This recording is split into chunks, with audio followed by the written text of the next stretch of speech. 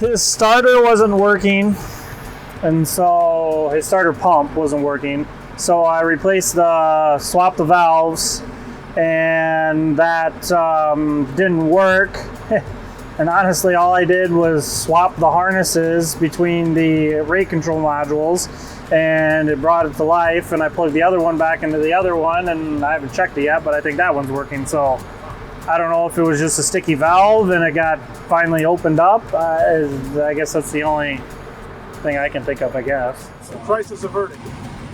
I think so. So then you keep going back and forth between the planter and here in the camp, so just kind of explain, what the process is of what you're doing right now. So what I'm doing is I'm trying to calibrate their pump to the speeds that they want.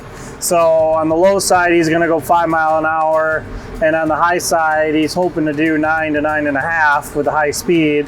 So I'm trying to calibrate the pumps to those speed ranges, but also to do that, you got to adjust your bypass valves so that way when you lift and shut off, you're not over pressurizing the system and blowing things apart. So it's just getting all that kind of fine tuned in. But I think I think the one bypass valve is either sticky or won't open because it doesn't want to. When I shut it off, it wants to spike pressure. So I don't think the bypass is quite working.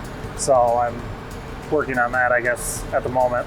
Again, this just shows how important it is to get all this stuff done before the season, right? Yes, that's the goal anyways.